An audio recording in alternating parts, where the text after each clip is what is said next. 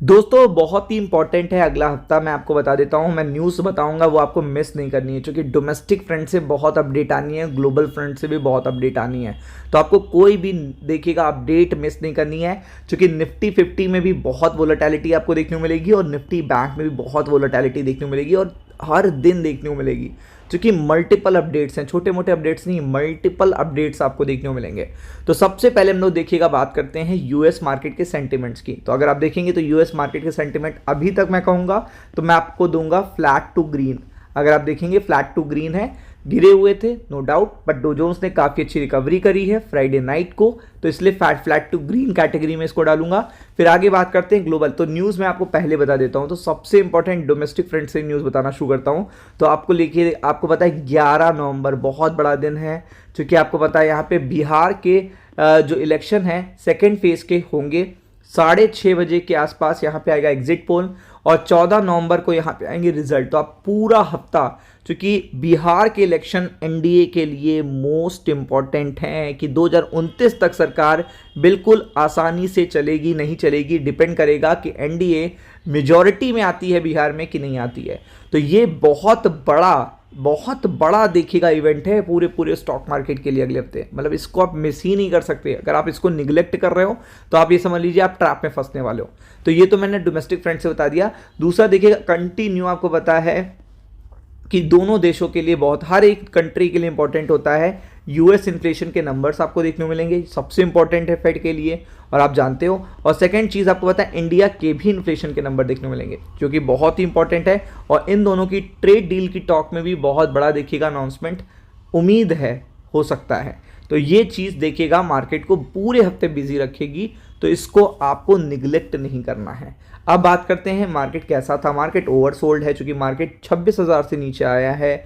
अब आपको 25,500 तक के लेवल देखने को मिल रहे हैं। निफ्टी बैंक में अच्छा मोमेंटम आया था, रिकवरी भी आई थी, बट अनस्टेबिलिटी इतनी ज़्यादा है कि जो रिटेल ट्रेडर हैं उसको ग्रैब नहीं कर पा रहे हैं।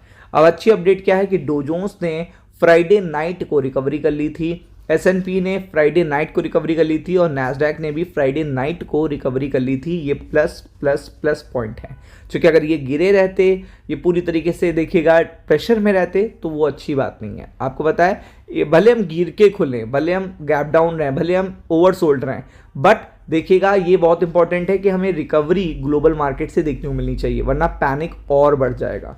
फिर आगे बात करते हैं तो गुड न्यूज़ क्या है। गुड न्यूज़ है ये कैंडल। ये कैंडल किसकी है आपको पता है, ये कैंडल है गिफ्ट निफ्टी की। गिफ्ट निफ्टी कहाँ पे देखिएगा क्लोज हुआ है 25,594, यानी कि just above 100 points just above the Nifty level. तो अगर आप देखेंगे निफ्टी 50 का लेवल 500 के आसपास है और ये 600 के आसपास है। तो ये अच्छी अपडेट है, ये बहुत ही अच्छी अपडेट है। अगर आप निफ्टी के पॉइंट ऑफ व्यू से देखो तो बहुत अच्छी अपडेट है। आगे बढ़ते हैं तो सबसे इंपॉर्टेंट है कि आपको देखिएगा कैप्चर करने मूवमेंट।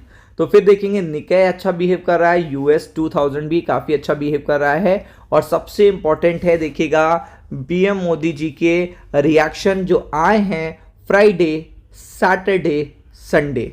अब देखिएगा बिहार से रिलेटेड मल्टीपल पोल्स आए हैं, मल्टीपल स्टेटमेंट आए हैं और ये जो एक्स्ट्रा ऑर्डिनरी वोटिंग परसेंटेज देखने को मिला है फर्स्ट फेज में, उसके कारण देखिएगा एनडीए में देखिएगा पीएम मोदी जी ने काफ़ी बड़े रिएक्शन दिए हैं। और इसी पे 11 देखिएगा कल का दिन पूरा बिजी रहने वाला है, क्योंकि सबको पता है कि कल की पोजीशनिंग इस बेसिस पे होगी कि 11 नवंबर को क्या होने वाला है। 11 नवंबर को 6:30 बजे एग्जिट पोल के नतीजे आएंगे, 14 नवंबर को रिजल्ट आएंगे और इसमें पूरी तरीके से देखिएगा टाइम टू टाइम आपको पीएम मोदी के रिएक्शंस भी आते हुए देखने मिलेंगे, जिससे स्टॉक मार्केट पे काफ़ी अच्छा असर पड़ सकता है।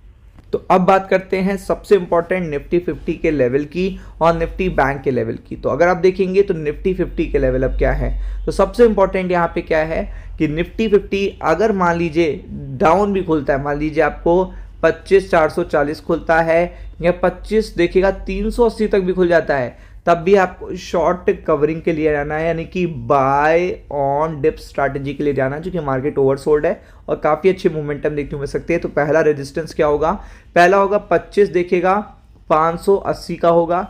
दूसरा आपका रेजिस्टेंस क्या होगा 25,640। इस लेवल के अबव जब मार्केट रुकेगा, सस्टेन करेगा, क्लोजिंग देगा, तभी जाके देखिएगा यहाँ पे सर्वाइवल मोड आ पाएगा। तो ये पर्टिकुलर लेवल पे आपको निफ्टी 50 को फोकस करना है। निफ्टी बैंक के लिए सबसे पहला रेजिस्टेंस होगा 58,000 और अगर ये पर्टिकुलर लेवल देखिएगा बीट होता है तो 58280 सेकेंड लेवल होगा। अगर मान लीजिए यहाँ पे निफ्टी बैंक भी थोड़ा गैप डाउन खुलता है तो आपके लिए 57 देखिएगा यहाँ पे 880 और देखिएगा 57940 बहुत ही इंपॉर्टेंट लेवल होंगे जिन पे आपको फोकस करना है। राम राम।